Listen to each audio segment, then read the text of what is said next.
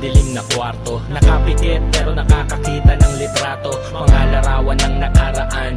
Tulad ng isang anino na palagi kang sinusundan, ganun pa man sarili ko'y nakakapanibago. Nangyari lang naman ito nung wala na tayo, at buti na lang ay merong pampulang kabayo at sigarilyo na kasing taba ng tabako. Noon ang tabako kaso biglang pumayat, hindi sa walang makain, inisip ko lang lahat. Inisip ko paulit-ulit, bakit ka naging masungit? Bakit kailangan gumawa ng dahilan upang magalit? Para may mapag-usapan at may mapag-awayan, hihingi pa rin ng sorry kahit di ko kasalanan. Tinatanggap ko yan dahil ako'y nagmamahal. Handa kong ibigay lahat upang tayo ay magtagal.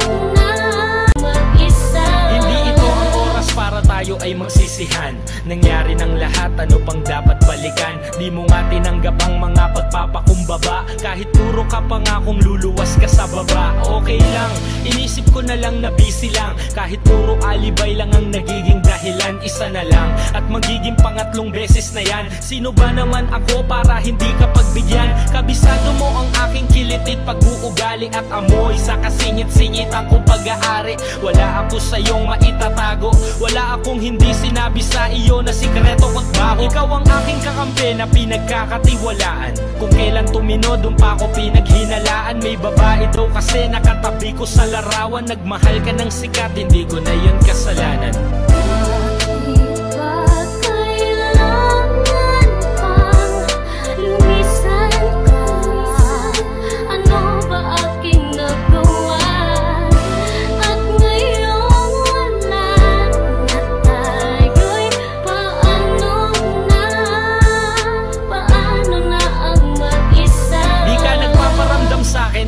Ano na tayo? Paano pa mabubuo ang plano kung galit pa tayo? Ilang tulog na lang, magtatatlong taon na tayo, tapos sasabihin mo sa akin ngayon wala na tayo. Ang bilis mo magpasya, bakit meron na bang iba? May ibang lalaki na ba sa iyo'y nagpasaya? Mabilis ka magtiwala sa hindi mo kilala, at ilang beses mo na akong pinagmumukhang tanga. Inisip ko kung isip bata o ganyan ka talaga, at ang ating relasyon di mo binigyang halaga. Masaya kang gumigimik na kasama mo sila, habang ako'y naghihintay ng text mo kahit na isa. Ngayon sino ba sa atin ang lubos na nawalan? Nagseryoso na nga, bakit nakuha pang saktan? Parehas ang kinahiligan natin at nagustuhan, at wala kang dahilan upang di maintindihan. Sana naging masaya ka nung panahon na tayo pa, dahil wala kong hinangad kundi ang lumigaya ka. Hanggang dito na lang siguro, at palagi kang mag-ingat. Isipin mo na lang na di nangyari to lahat.